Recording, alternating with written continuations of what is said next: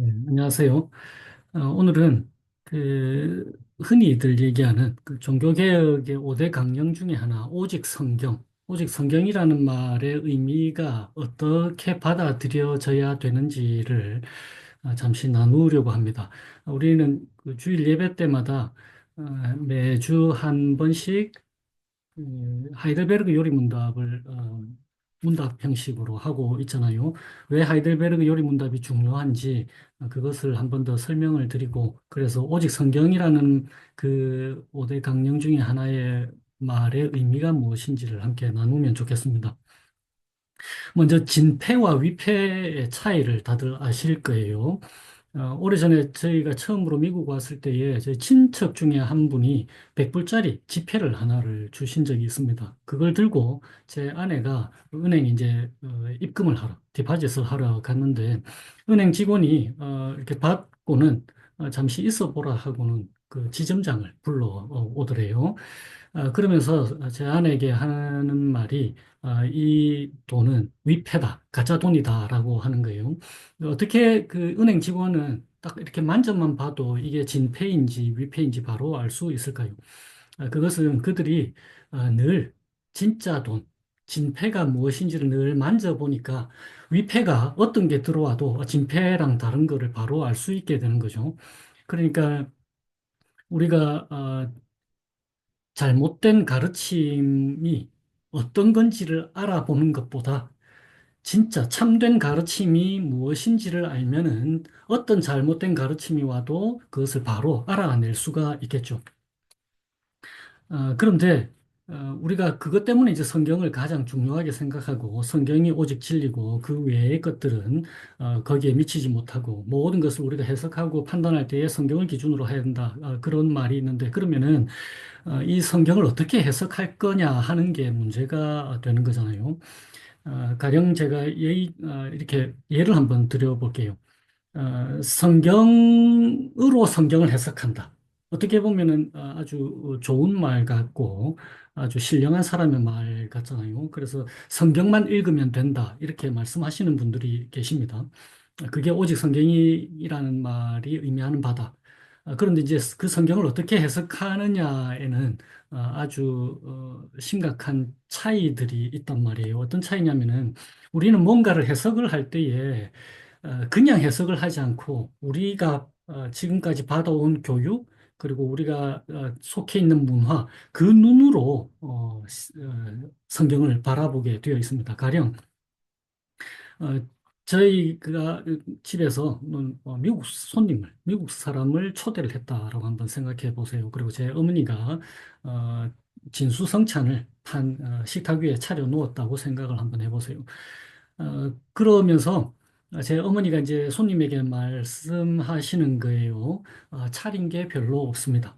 근데 한국 문화에 익숙해 있고 잘 아는 우리 같은 사람이면 이게 많이 차렸어도 겸손의 표현으로 그걸 한다고 알 거잖아요. 그런데 미국 사람은 그 문화를 모르는 상태에서 차린 게 별로 없습니다 하면은, 평소에는 이 사람들이 얼마나 잘 먹길래 이게 차린 게 별로 없다라고 하지, 이렇게 생각을 하겠죠. 그러고는 그 자리에 있는 사람 중에 한국 문화를 잘 아는 사람이 이렇게 대답을 했다고 한번 생각해 보세요. 아니에요. 상다리가 부러질 만큼 많이 차리셨습니다. 이렇게 대답을 했는데 옆에 있던 미국 사람은 어떻게 생각을 할까요? 진짜 상다리가 약하나? 그러니까 그 시간부터 상다리를 이렇게, 상을 이렇게 받치면서 식사를 하겠죠. 혹시나 상다리가 부러져서 밥상이 엉망이 될까 봐. 바로 그런 거예요. 우리가 뭔가를 해석을 할 때 그 문화를 잘 알지 못하면 성경을 아무리 읽어도 오해를 하게 되어 있습니다. 그러니까 잘못된 해석을 하고 그것이 맞다라고 생각을 하겠죠. 하나님께서는 어, 지금 현재에도 역사를 하고 계시지만, 우리 하나님은 인류를 창조하신 이후로 단 한 시간도, 단 1초도 쉬신 적이 없으시잖아요. 그러니까 하나님은 자신의 뜻을 그의 백성들에게 제대로 알려주려고 날마다 날마다 매 순간을 역사하시는 분이십니다. 가령 제 아이 다인이가 저한테 성경에 대해서 뭔가를 질문할 때 저는 세상에서 가장 자상한 사람이 된단 말이에요. 어떻게 해서든지 제 아들에게 제대로 된 하나님의 말씀을 전하고 싶어서. 그러니까 하나님도 마찬가지예요. 그분의 백성들에게 그분의 뜻을 제대로 전달해 주시기 위해서 쉬지 않으시는 분이시단 말입니다. 그 말은 지금도 하나님께서 역사하시지만 오래전에 우리의 믿음의 조상들을 통해서도 늘 역사해 오시고 그분의 말씀 안에 담겨 있는 참된 의미를 그들에게 전달을 했겠죠. 그러니까 수천 년간 역사해 오신 그 성령 하나님의 일하심을 우리가 인정을 해야 되는 겁니다. 그래서 중요한 것이 하이델베르그 요리 문답인 거예요. 오랫동안, 오랜 세월 동안 하나님이 성경을 어떻게 해석하고 바라봐야 되는지를 우리에게 믿음의 조상들을 통하여서 알려주시는 거죠. 그러니까 아까 미국 사람 예를 들었듯이 지금 현 동일한 시대에도 우리는 다른 문화에 속해 있으면 상대방의 말을 오해를 하잖아요. 그런데 성경은 가장 오래된 모세오경은 3,500년 전에 쓰였고 신약 성경은 2,000년 전에 쓰였단 말이에요. 그러니까 동시대도 아니고 다른 나라고 다른 문화권이고 그러니까 성경이 나와 있는 그것을 문자 그대로 해석하면 오류가 생기겠죠. 그런데 우리에게는 도움이 되는 해석의 기본 원리들이 있는 것입니다. 수천 년 동안 혹은 수만 년 동안 인류를 통해서 역사해 오신 성령 하나님의 일하심. 그것이 바로 무엇이냐면 우리의 믿음의 조상들이 마련해 놓은 신앙 고백서들입니다. 그 중에 하나가 하이델베르그 요리문답인 거예요. 그러니까 하이델베르그 요리문답이라고 하는 것은 우리 개혁 교단에서만 사용되는 게 아니에요. 그러니까 하이델베르그 요리문답이 왜 생겨졌는지를 이해하면은 그것을 쉽게 인정하실 수 있을 것입니다. 하이델베르그 요리문답이 종교개혁이 있던 그 세기에 만들어졌는데, 그러니까 16세기예요. 카톨릭, 그러니까 로마 카톨릭에서부터 개신교가 떨어져 나왔는데, 개신교 안에서도 어떤 문제가 생겼냐면은, 나는 칼빈파다, 나는 루터파다, 나는 즈빙글이다, 나는 그 멜랑크론파다. 이런, 갈라짐들이 많이 생기는 거예요. 그래서 개신교가 교회를 하나로 하나님이 만드셨는데, 여러 교단으로 나뉘어질까 봐 신앙 고백서, 공동으로 고백하는 신앙 고백서를 만든 거예요. 그러니까 종교개혁 전통 안에 어, 신앙 고백서 중에 가장 사랑받는 것이 하이델베르그 요리문답입니다. 그러니까 하이델베르그 요리문답은 교회를 하나로 만들어주는 역할을 하는 거예요. 동일한 신앙 고백을 하니까.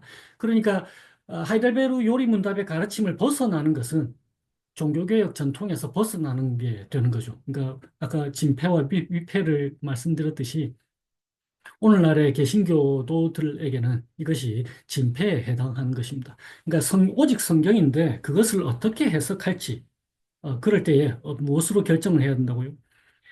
지금까지 우리의 믿음의 조상들을 통해서 역사해 오셨던 성령 하나님께서 우리에게 남겨주신 소중한 자산인 신앙 고백서. 그래서 하이델베르그 요리문답 혹은 벨직 컨페션 그리고 도르트 신경, 캐논스 오브 도르트라고 하는 이 세 가지가 종교개혁 전통 안에 있는 그 개혁교단에서 공통된 신앙 고백서로 채택하고 있는 것입니다. 그러니까 이러한 하나님이 우리에게 주신 그런 오래된 가르침 안에서 성경을 바라봐야 되는 거죠.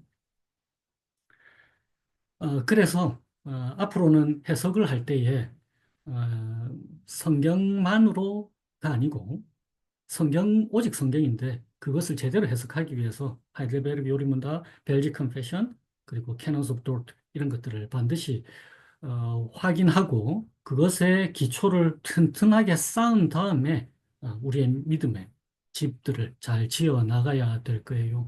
오늘날은 한국 교회들에서 여러 사람들이 신사도 운동을 합니다. 마치 직통 계시가 있는 것처럼 그렇게 얘기를 해서 자신들을 신령한 사람으로 생각을 하는데 그렇지가 않습니다. 우리 하나님은 모든 믿는 자들에게 성령을 통해서 늘 역사해 오셨고 그것의 모음집이 바로 지금 우리가 함께 나누고 있는 신앙 고백서들입니다.